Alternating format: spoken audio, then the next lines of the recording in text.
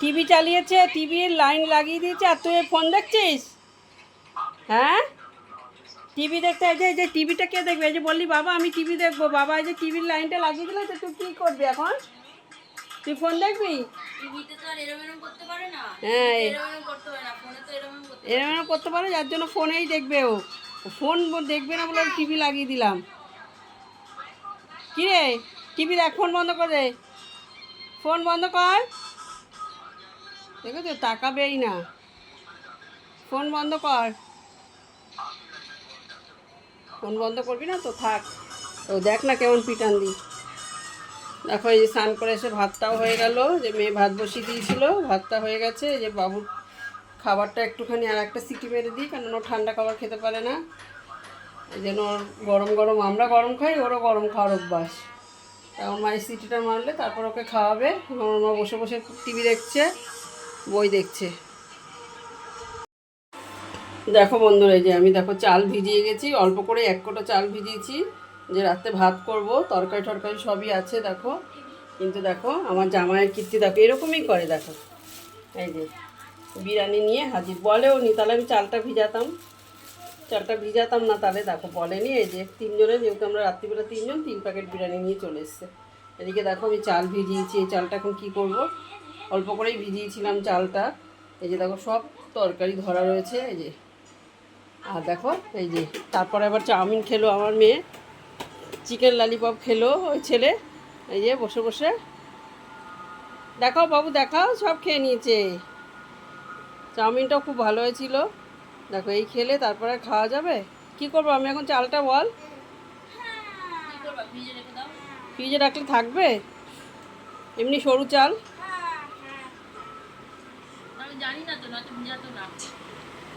আমি এই একটু আগেই ভিজিয়ে রেখে গেলাম, যে চালটা একটু ভিজিয়ে রাখি, তাহলে ভাতটা ভালো হবে। আমার কত ভাতও রয়েছে, দেখো যে ভাতও রয়েছে আমার একজনের মতন। আমি এই জন্য অল্প করে চাল ভিজিয়েছি, যে থাক 1 কোটা চাল আর ভাতটা মিলিয়ে দেবো, হয়ে যাবে। এখন কি করব, থাক ওখানে ফ্রিজেই রাখি, দেখি ভালো থাকে নাকি, গরম পড়ে গেছে। তো চলো আজকে রাতে বিরিয়ানি খাওয়া হবে। এই যে বিরিয়ানি নিয়েছে, 2 দিন পর পরই বিরিয়ানি খায়। পরশু দিন না তার আগের দিন খেলো। তো চলো, কি রান্না করছিস? এই যে রান্না বসিয়ে দিচ্ছি। কি রান্না বসিয়েছিস?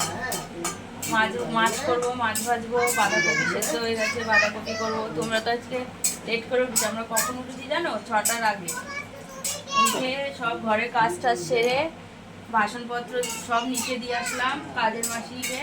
তারপরে জামা কাপড় ধুলাম, মাছ নিলাম, মাছ কাটলাম, শাক বেছে শাক ধুলাম, সব কাটাকাটি হয়ে গেছে। সবজি টবজি কেটে যে অর্ধেক সেদ্ধ ফেদ্ধ সব কমপ্লিট, এখন শুধু রান্না করছি।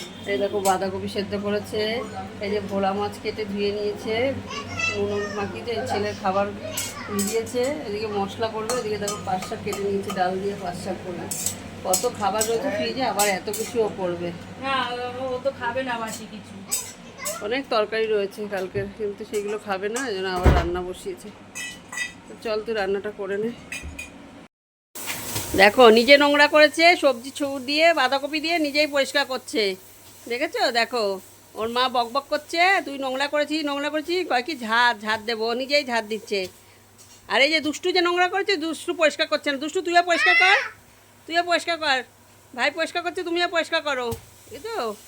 কত কাজের ছেলেটা, বাবা কিভাবে ঝাড় দিচ্ছে, কত কাজের, ওরে বাবা কত কাজের, জোরে জোরে করে ঝাড় দিচ্ছে। ওরে বাবা দুষ্টু সরে যা, এখনো জোরে জোরে ঝাড় দিচ্ছে।